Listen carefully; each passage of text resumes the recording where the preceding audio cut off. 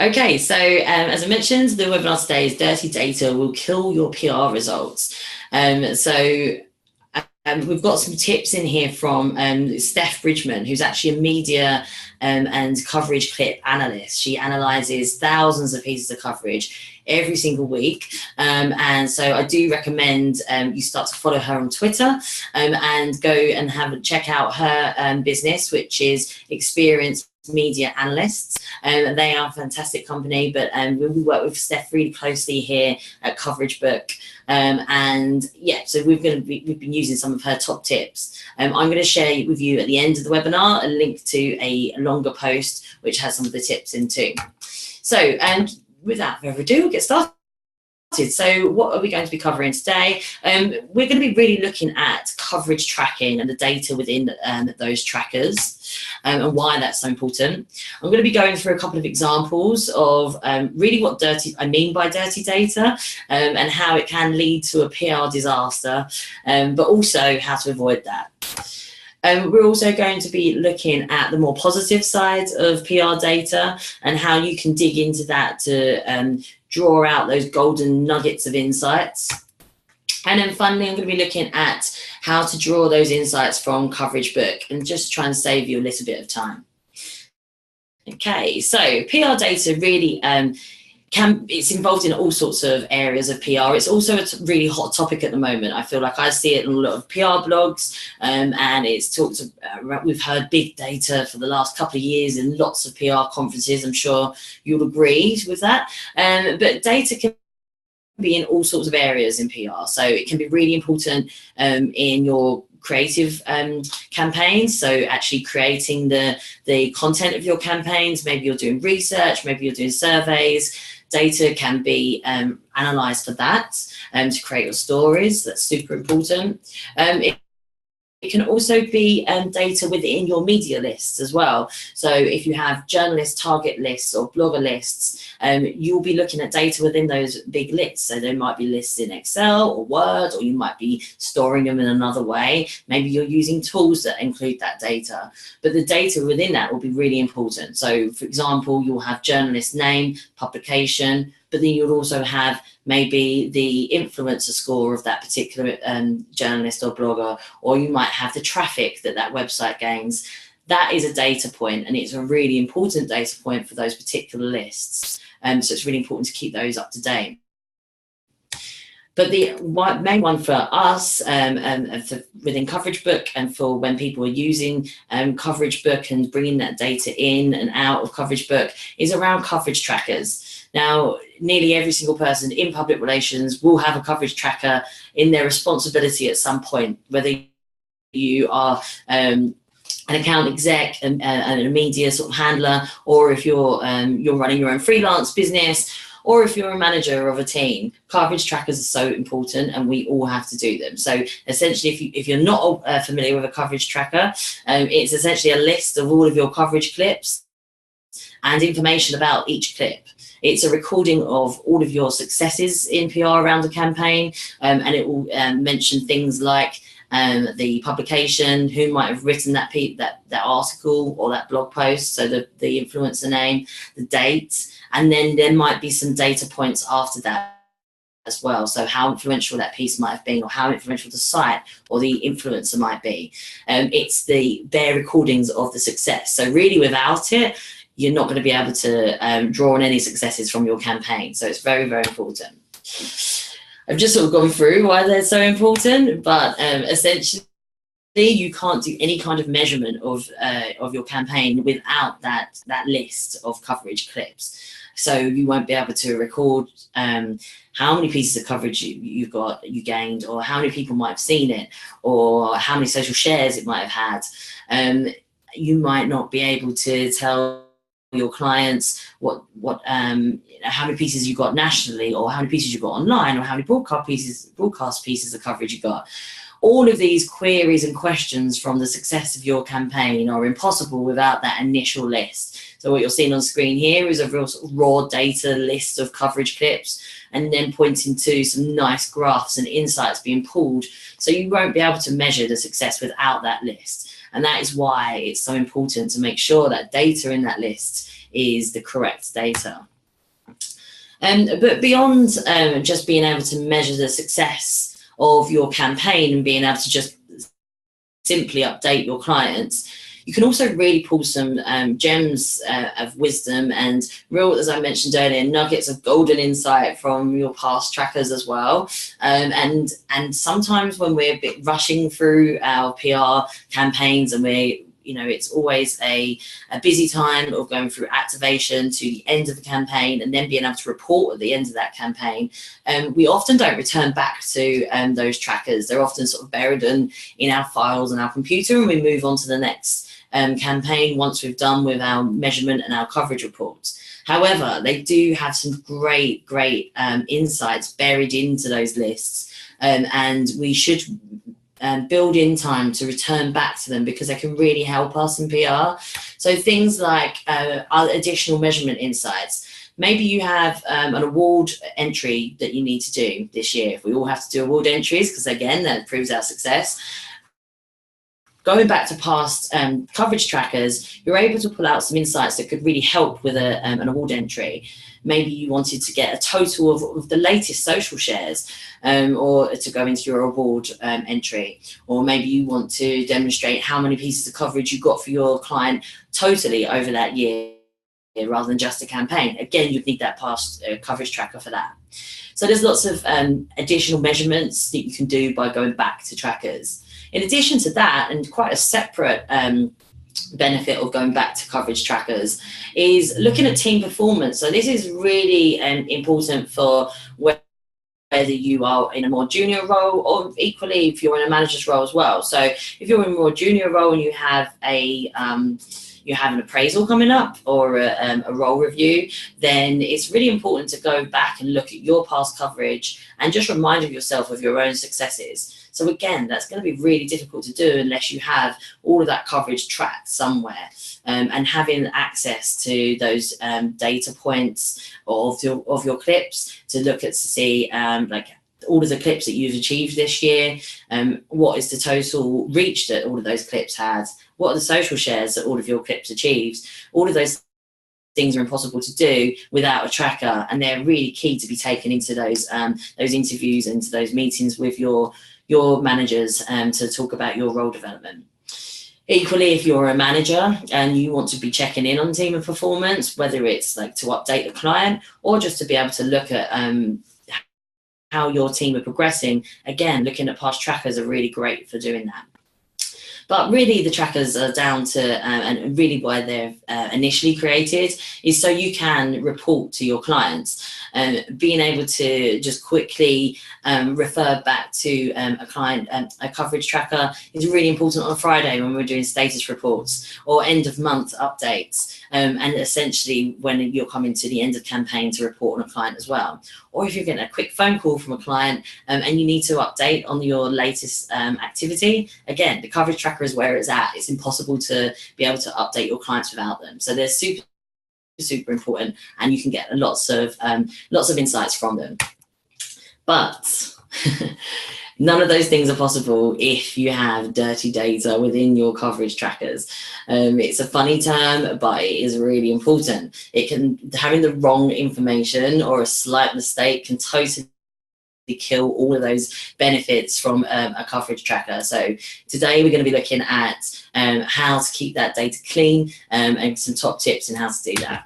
So I want to use a couple of examples just to really bring that to life, because I think that maybe you might not realize that how much of an impact this dirty data within a coverage tracker can really have. So the first example I want to go through is a mismatch in data.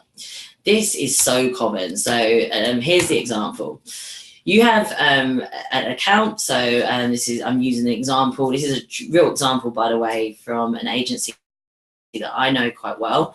They were running multiple campaigns for one client, and they had a number of AEs, but on one particular campaign, they had one coverage tracker for that one campaign for the one client. But they had 2 account executives inputting the coverage clip information and data into that tracker. That's fine. However, on the same client, but for a different campaign, there had been an agreement to use a slightly different data source. So what I mean by that is on one campaign, they decided to use unique users for the sites. And on a different campaign, they decided to use coverage views. So that's so they're very different data points. One is how many people went to that site in total in a month. And then the other data point is how many people would have been estimated to see the piece of coverage individually, that individual page. So those numbers are going to be completely different. However, one of the AEs made a slight mistake in inputting the coverage clips and used the wrong data in that particular coverage tracker. So the result is, what that means is that the total reach, because of that one input that was incorrect, so 99% of the coverage clip data input had been the correct one, which was the coverage views. However, because of that one mistake in that one line of a clip, the AE made an innocent mistake of putting in the unique users instead. It meant that the total reach number was incorrect. And this wasn't noticed until right at the end of the campaign when the measurement stats had been sent across. And it just means that the whole data is then skewed. So what actually happens is that the client just didn't trust any of the insights or any of the graphs because they were all incorrect because of that one input mistake. And once you lose that trust, it's really hard to build that back up, as I'm sure you are aware. So it's just really important to make sure that this is checked over and over again. So this is an example you can see on screen of a coverage tracker, and then the differences in the data at the top. So you can see here that the information that was required for this particular one was estimated coverage views. That's what they wanted, but in that cell, by mistake, the person inputting the information had put unique users instead. So it's a real easy mistake to make, but it has huge impact to the results, to the overall measurement. And when the overall measurement is happening, it's normally at the end of the campaign, and often if it's a big campaign, you might have hundreds of entries into this tracker. The person doing the overall measurement and drawing the insights out for that end of campaign meeting or the end of campaign measurement graphs are not going to be able to check every individual data set in here and check it's correct. Really, it's down to the inputter of the information on a daily basis in the tracker. So yeah, I do recommend that is on a daily basis rather than waiting till right at the end, because then the tracker the inputter of data can be really sure that it's the right information. This is like how easy it is, just to show, just to demonstrate the differences in numbers. So I just quickly searched for there's different data points, and there's there's good reason of using different ones. This is an example. So Gulkana is the UK version of Cision. So Cision, for any US attendees here, you would be used to having monthly uniques as well. On the UK version of Gulkana, it's monthly unique browsers. And this is really how many people in total went and visited the HuffPost on this website. But this particular number you're seeing on the screen is for United Kingdom, and it's uniques, so that's not visits, it's actually uniques. You compare this to when I search for huffpost.com in SimilarWeb. Now what SimilarWeb does is total visits on a month. So this is, again, total visits over a whole month. It's not for an individual piece of coverage, it is for the whole site. But look at that big difference in numbers. You've got just over 60 million total visits in SimilarWeb in comparison to Gulkana saying monthly unique browsers just under 6 million. So 6 million in comparison to 60 million. Huge, huge, huge difference in those two data points. Now, I'm not saying that one is better than the other, but you have to be consistent when you're recording your coverage. So you can see there that that mistake in that original sort of disaster example I gave you is quite a big one. So it went from 6 million to 60 million. So then that completely skewed all of the total reach figures and the graphs and all of the overall measurement. So yeah, a small mistake can make a big impact there. Now, yeah, as I mentioned, there's no sort of wrong or right in terms of the actual metrics themselves. As I mentioned right at the beginning of that particular example, they had agreed to look at coverage views on that particular one, but this actually just shows the differences in those numbers. So overall sort of learning is to really just be consistent. So yeah, be consistent not only with your tools that you're using to measure, but also the data sources, because some tools may have two different data points. Any CoverageBook users will know we have 2 data points. So in your downloads of CSV files, which can be used as trackers from CoverageBook, we mentioned both, and so it's up to you guys and which one you want to choose. But whatever data source you're using, so if you're using Gorkana Incision, have that one, or if you're using SimilarWeb, or if you're using any other sort of data source, just make sure you're consistent. That's going to be the key, I think, to all of the lessons learned in this webinar, is just making sure consistency is throughout your tracking. Decide on that data source and also the whole approach to the measurement way before the campaign. Quite often, once we get an idea, I know from working in agencies and with in-house teams that quite often the sign-off process can take longer than we hope for and we expect. And often once the sign-off happens with an activation of a campaign, you're straight into the campaign, you're straight into selling in, and you're straight into gaining that coverage. And often that sort of that setup and this particular setup of agreeing how you're going to measure the campaign, agreeing on the data points and how we're going to track that can be sort of jumped through, or it can be missed, or it can just be, let's use the same as we did last time.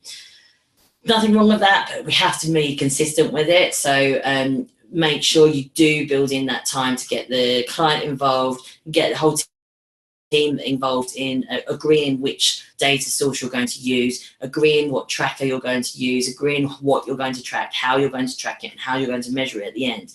All of that will just avoid that kind of mistake in the mismatch in data.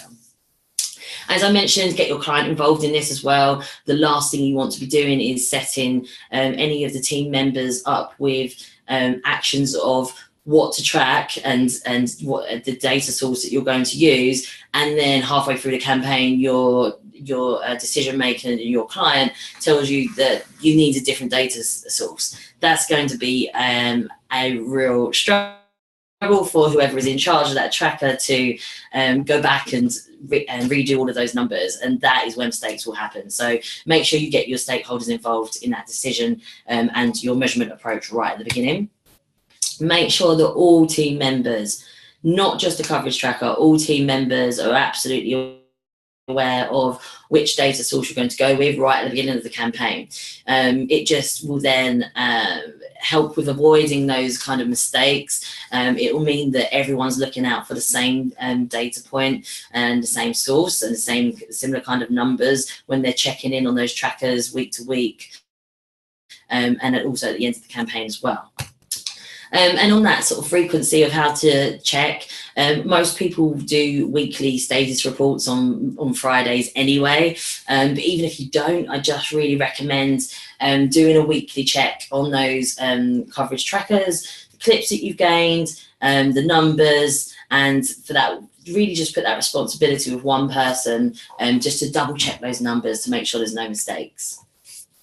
Okay, so there's another disaster I want to go through, and this is quite a different one actually. This this is when you are using monitoring tools and bringing in all of your clips and then put them into a tracker. Again, really common job needed, and something that happens quite frequently for most people working on a busy campaign. So adding all clips from, the problem with this is when you don't have any filtering going on, that can be the problem. So the problem being that all clips from your monitoring service, most people do use monitoring services, whether that's a paid for service or even if it's Google Alerts going into your, straight into your tracker or into your email, it's still a monitoring service of sorts. So people will be using different types of monitoring and tracking that. Now, the problem can be when there isn't any filtering happening. So, and the problem, the real example that happened here with a team that I know very well, they're working on a very big brand, but they're working on one particular consumer area of that brand. And even within the consumer area, they were working on one small campaign that was associated just to their agency. Now, other agencies were also working on that brand and on various other campaigns that were going on at exactly the same time. That's very common, as you'll know, if you've ever worked on a big brand, very common for multiple campaigns to be running simultaneously and being managed by different agencies too. That's fine. But what we have to make sure we're doing is just reporting and measuring the clips and the coverage hits that we've achieved from our particular campaign. Otherwise, we're going to have the wrong results. So what happened here was that coverage ended up being included into the tracker that was not actually achieved by this agency. Now, that wasn't done on purpose. They weren't trying to steal coverage. It was nothing like that. It was literally that they were pulling in all of the clips from their monitoring service and it was going straight into a tracker. Now, they had spent quite a long time on their monitoring service setup. They had put in all of the keywords correctly, and they thought that by doing that and spending the time on the setup, that they wouldn't need to do sort of additional filtering. But unfortunately, they did, because there was a few clips in there that were included by the monitoring service that were not actually associated to that campaign, but they did include some of the keywords. It's an easy mistake to happen. Not all monitoring services are perfect. It's quite difficult for them to be perfect. It does need that human eye just to make sure that they are definitely your achieved coverage and not just a mention of the brand. So yeah, so this particular example, it had gone into the tracker and by mistake some extra ones had gone in there. So what that meant was the brand mentions clips that weren't actually part of this campaign, they featured on some really big sites, and so the total monthly traffic of those particular sites were huge, and it really skewed the total results. Again, because it was such a big campaign, there were hundreds of pieces in that tracker for that particular campaign. The person doing the end measurement right at the end of that particular campaign didn't know every single piece that had been achieved out of those hundreds of pieces, and so yeah, the total reach number did include some of those clips that weren't actually theirs in that campaign. It massively skewed the results, meaning that the reach figure was much bigger than it should have been, and again the graphs are out, so the measurement was incorrect. Again, loss of trust from the stakeholders involved and from the clients. And apart from that, the agency that was working on the other part of the campaign, who had actually achieved that piece of coverage, they were very unhappy that this was included because the client got involved, and the relationship was damaged. Even though it was a genuine mistake, it was still a tricky situation for that particular agency to try and manage. So from one small mistake of not being able to really review all of those monitoring clips that was coming from the service into the tracker, actually sort of impacted that campaign, the relationship, everything. So it had a huge impact there. So it's a big problem. Why does this happen? Well, as I mentioned, that particular campaign had hundreds of pieces of coverage coming in, I mean, this is just an example of what could happen. So you can see here that on the monitoring folder, these are the automated setups. This is just an example. This is an automated setup from a monitoring company of lots of emails coming in as they happen as well. And then there are ways that you can automatically then just put that into a tracker. Or even if you don't automate that, just if somebody is just copying and pasting the link straight into a tracker, again, they might not be going to check exactly that piece of coverage and just popping it straight in. That can be a problem. So when you're working on a busy campaign and people are up against it with doing lots of different areas of that campaign, lots of different jobs, they might just be throwing it into the tracker without realizing. But filtering is very important. So how to avoid that? The people who are in charge of those coverage trackers are in charge of a really big job. It shouldn't be seen as like an afterthought or a job that should be saved right at the end of the week. If you are in charge of that, make sure you see that as a really important job and you are looking at all of those different clips. But also, if you are a manager of that team, just ensure that the people who are managing the trackers are consistent. So what I mean by that is that let's not have 5 people in charge of that job, because what you get there is duplicates, and also they might not be aware of all of the elements of the campaign. So make sure that there is just maybe 1 or 2 plus sort of tops people looking after that. Organize the tracker documents so you have to read the clip.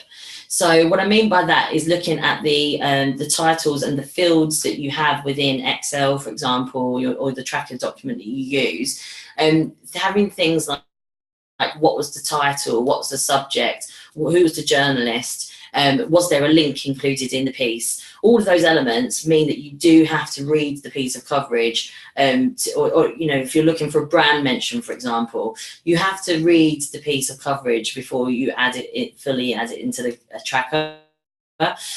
So those pieces of information are really important and useful anyway for drawing insights. But if you have those fields in the Excel right from the beginning, you have to read it. And if you're reading the piece of coverage, this mistake just won't happen. I really recommend using your own tracker. Sometimes monitoring services will say, "Don't worry, you can just manage all of your lists here within their tool." I would just be really careful of that, because as I mentioned before, even if you have the most targeted keywords locked down within your monitoring service and looking for all of those different clips, it's never perfect. You do need a human element to this and a human filter. So I recommend using your own trackers. And also I'll say that you need different information per campaign as well. Like, so if, for example, you had a campaign where you're using a spokesperson from an organization, you're going to need to know that information over whether an image was included, for example. So you probably need to be changing those fields and those sort of column titles for each campaign anyway. So use your own trackers and use that human element of popping in the coverage clip information into the tracker. If some monitoring services have sort of an RSS feed that you could use, useful to save time. I have used those, but I would just make sure that you are definitely sort of filtering through. So yeah, by all means use those RSS feeds, but go back and check just to make sure you've got the right ones. And as I mentioned before, do weekly checks on the coverage trackers and numbers. It will just avoid these kind of things happening. Okay, so going on to the more positive side, now we've gone through the disasters. Obviously more disasters could happen from that. They're just 2 examples I know of recently. So yeah, super important to keep that insight nice and clean. So once you have your clean data, there's some really great things that you can do. So for the next section, I'm going to be going through some of those golden nuggets of insight that you can draw from having clean data. So looking through your so if you had a new campaign, for example, that you are just about to start, but you, as a brand, you wanted to be looking at who are your best contacts. That is sometimes a really difficult job to do. I know I've had to do that in the past, where we stop, take note and think, okay, who are our best journalists? Who are our blogger brand fans who we can really engage with on this next campaign? Now, often that information just comes from people's heads. But teams change, and that's not really the best reliable information and sources, just to rely on people to remember these things. And it's much better to back this stuff up by real data, because it is saved if you have the right kind of trackers. So and it's a really really useful thing to be able to do, to actually just stop and check who's writing about you the most, who wrote about you the most last year, who are the fans of your particular brand or your particular campaign. Have they written about you recently, and how many views did it have? All of this stuff is really, really important for when you're creating your next campaign. Maybe you might want to prioritize those contacts. So looking at past trackers are really, really, really useful for this. You can, if you have your information organized in an Excel spreadsheet and you are consistently, that word's come up again, consistency is the key. If you are consistently recording this information of your coverage clips, you can go back and look at journalist names. So in Excel, you'll be able to drop and sort by journalist name. So you'll be able to very quickly see groupings of different journalist names, different blogger names, and the influencers that love you the most, who have written about you the most. Now, you'll be able to do this over a campaign or over a timescale, or in the last year, for example. This kind of stuff isn't just good for campaign planning, but it's also great for end of year measurement as well. So those end of year reviews, when you're going to see your clients or your key stakeholders within a brand, you will be able to just talk about not just the coverage results that you've achieved, but also who you built those relationships with and what kind of result that has had, that's had. So maybe you've developed the relationship with a particular target group of journalists over the year, and then you can show that all of those pieces of coverage and the reach from that relationship development that you've been doing. So really, really important. You can just sort by journalist name, who appears more than once, what are the groupings, and then what are their reach numbers, as I mentioned. Really, really useful for future planning, developing your target media lists, developing your primary targets for your next campaigns, and also reporting back to your clients. So without being able to look back, all of that is really impossible. So also past coverage trackers, if sorted in the right way, can really help with your KPIs.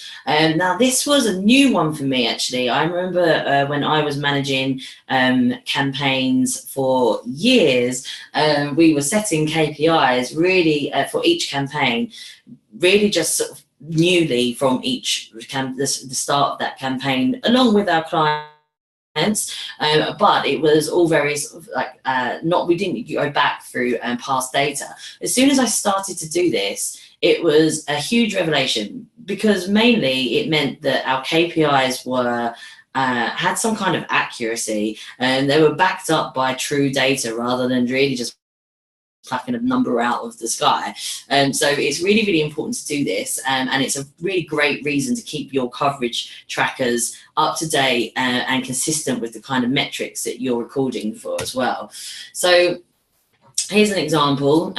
So we're about to start some new activity that involves some content. Lots of campaigns involve content these days, but let's say that we're just about to start a new one. So we're creating some content, online content, or we're going to do a media sell-in too. Now, setting KPIs for that can be tricky, especially if it is just down to the agency team to develop those without sort of the client setting them. You want to make sure that they're achievable for the team, but also that they're sort of high enough, the bar is high enough to be able to impress your clients and to actually make true impact too. But as I mentioned, they need to be achievable rather than just creating a number. So So look at past coverage from similar campaigns. It may seem really simple, but often this is something that gets totally forgotten. So talk to the team, remember past similar campaigns where you have created content for a similar kind of audience, and then look back through those results through the coverage tracker, and then just use the different drop downs in Excel to just play around by looking at those results.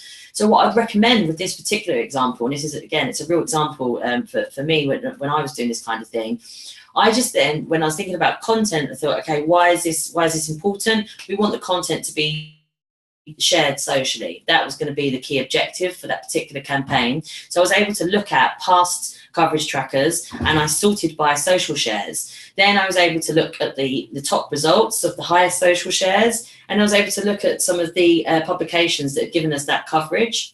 And then I was able to look at that just a little bit more deeply. So we were able to remind ourselves as a team what kind of sites we achieved those big social shares with for that content. We were also able to remind ourselves of the angle that we took with that particular influencer, and we were also able to remind ourselves that with that particular one that we kept some of the content back for exclusivity with some of the journalists as well. Again, that element was almost forgotten by the team, but because we were able to go back and look at those top pieces within the coverage tracker that gained the most social shares, it brought all of those angles back and that learning back. So we were able to then build that into the strategy and also the approach of the selling. But more importantly, we were able to set some really accurate but realistic KPIs. So we were able to look at the social shares of those top pieces. So we're able to set KPIs of we're going to achieve X amount of pieces of coverage on our top tier targets, and we're going to achieve X amount of social shares in the region of blah. So yeah, it really helped build the KPIs. They were realistic. So that would never have been possible without looking through past trackers and then sorting by social shares. So again, something to remember here is thinking about the kind of information that you're recording as well. So the more information you're recording in a tracker, yes, it might take the tracker and the person in charge of that document a little bit longer every week, but you'll be able to gain so many more insights from it. So yeah, without recording all of this coverage and adding all of that information into the trackers, as I mentioned, really think about the information and the fields that you're including. Without it, none of that is possible. All of those golden sort of nuggets of insight, they're just not possible. So yeah, the labels that you use are really, really important as well. As I mentioned earlier, without having things like key message and spokesperson, you won't be able to check back, you won't be able to really check how the article is laid out and what kind of information is in there. Therefore, it's going to be much more likely that people will just add in the coverage without checking it. So you've got that disaster that might happen of including the clips that's not actually part of your campaign. But also the more fields that you have in your Excel spreadsheets can really open up all of those different ways that you can draw on the information at the end of a review, and just more insights you can deliver to your clients and also for your own team development as well. So yeah, really, it's really important to have more, the more data, the better, really, but also be consistent with those labels as well. So some additional sort of tips, and these are really brilliant tips from Steph Bridgman, actually. So Steph Bridgman is, as I mentioned right at the beginning of the webinar, she runs an organization called Experience Media Analysts, and she really with her team analyzes thousands of pieces of coverage on behalf of brands and agencies every single week. So Steph absolutely lives in Excel. In fact, right now she probably has many Excel trackers open right this second. So she is a real expert there. And in fact, we've worked with Steph on a couple of ebooks that are available to download through our blog on Resolution. I'll share the link at the end.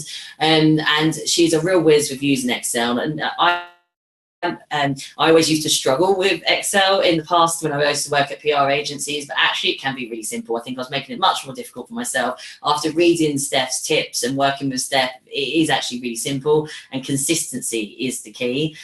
So make sure, so here's some of the tips that she includes. So make sure that your column is either a number or a text. Now, this might seem a really basic and obvious point, but it can cause many problems. So if you have domain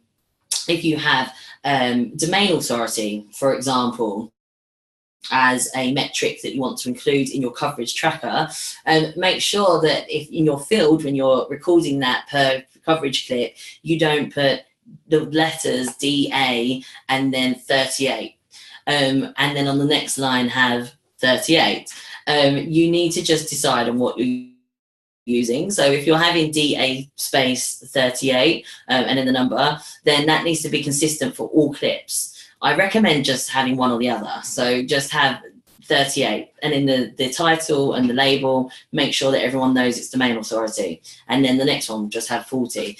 Because as soon as you have both letters and numbers, it's going to get really confused, and you can't then order and sort your data. And then so if you wanted to order and sort your data by DA and look at your highest domain authority pieces of coverage in the last year, that wouldn't be possible if you had the letters and the numbers. So just make sure you have one or the other in a field. Be consistent, as I mentioned. Also, just watch out for duplicates in your trackers. This is really important. I mean, it's an important point anyway for anything that you're recording in Excel, but I feel like it's really important particularly for the PR people with using trackers, mainly because quite often you could get more than one piece of coverage in a campaign on one particular publication, one particular site, or one particular blog, and that's quite common. You might have, if you are PR in an event, for example, you may have a pre-event piece, like a teaser piece that's from one particular site. You may then have a mid-campaign piece, and then you might have an event review at the end of it. There's 3 pieces of coverage from one site, and so somebody who's tracking that coverage who's not involved in the campaign doesn't have that information at the top of their heads. They may think it's a duplicate. They might remove it. Equally, on the other side, they may not think it's a duplicate, and maybe it's just the same piece of coverage in there twice. So you need to really be checking for this and being aware of it. There is actually there is a button called remove duplicates in Excel, and it's in the data area. So do have a look and use that. But I would also say with caution, because if you do have those, it may, if you don't have a different subject heading, so say if you had the headline, it's okay, it won't see it as a duplicate. But if you didn't have that, for example, and you just had the site name and then the unique users and a date, then Excel may think it's a duplicate and it may remove it. So if you've got more information about the clip, the better, because then the remove duplicates button will help there. So yeah, just be aware of duplicates in trackers. Again, just a slight mistake there can really really skew results and change your total reach figures, but this button can help.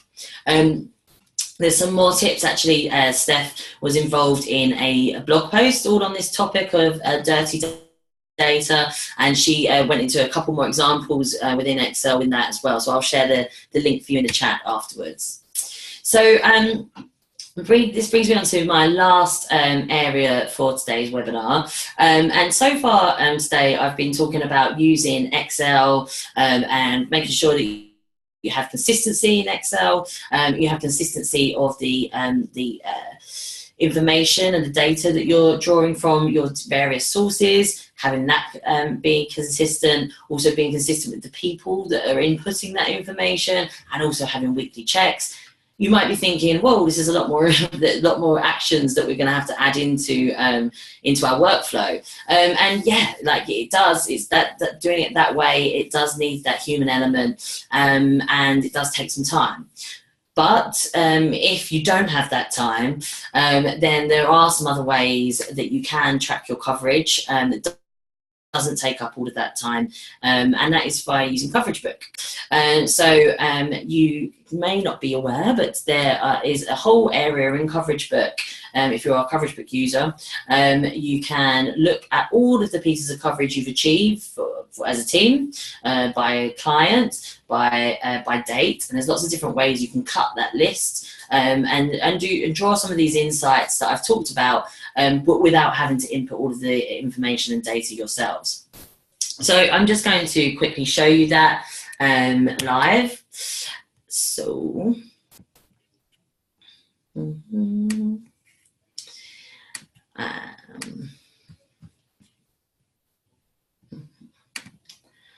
okay, so you may be, if you are a CoverageBook user, you may be familiar with this area. So when you first log in, you will see all of your coverage reports. So what you're seeing right now on screen is, it's my message, is my particular, this is our CoverageBook account. So your reports will look slightly different. This is all example reports that I've built in the past. And here are my client folders down on the left.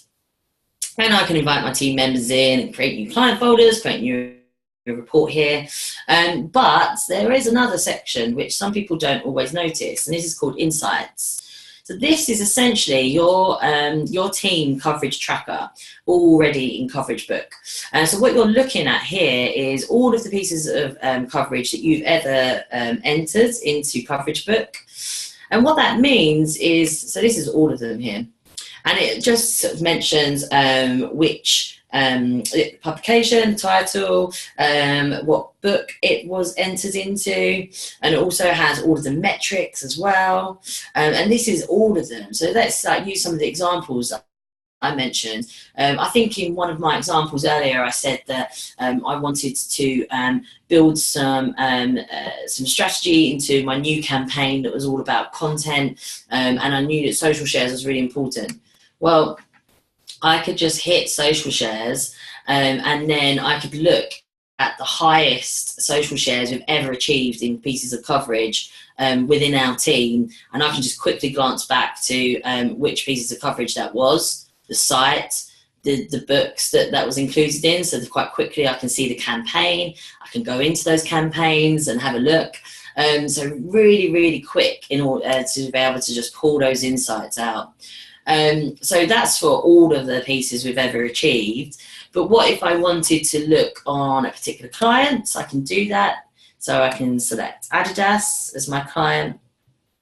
And this is 612 pieces of coverage have been entered into CoverageBook for Adidas as a client. And again, I can look at the different metrics to see how many coverage views we got for particular pieces that have been added in. And again, I can look at, okay, that was in the month of July in 2016, but we had 301,000 people looking at that piece of coverage. That's fantastic. So let me go and see who that journalist was. Why did so many people look at it at that particular time?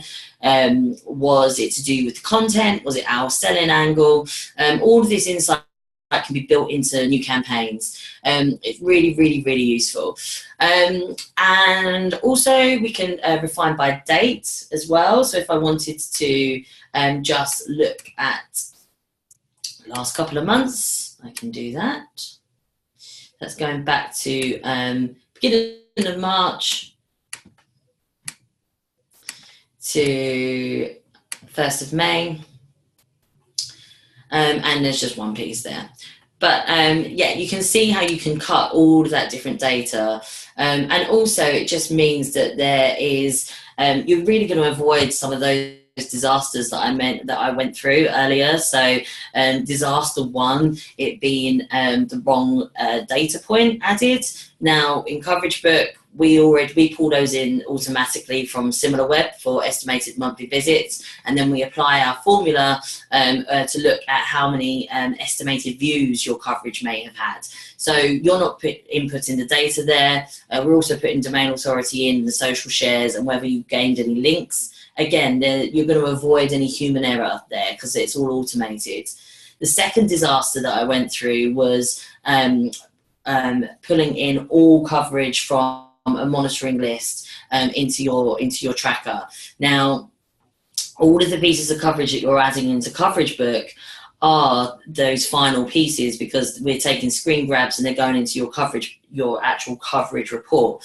So they will be your final pieces that you know are associated to that particular campaign, and they're the pieces that you want to screen grab and present to your client. Therefore, they have been filtered and you know that they are your final pieces. So again, you're going to avoid that disaster by using this section and using this. So the other point is, if you did ever want to just take this information out of CoverageBook, so let's say we want to use Dunkin' Donuts coverage. This is another client example.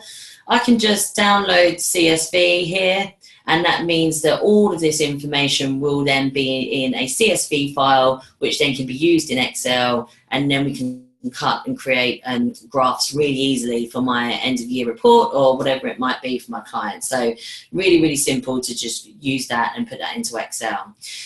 So I really just sort of recommend having a play with that if you are a CoverageBook customer. If you're not a CoverageBook customer, I recommend using the free trial of CoverageBook and having a play with that to see if it's something that would help you. Quite often it can save so much time, and you're really going to avoid those disasters, as I mentioned.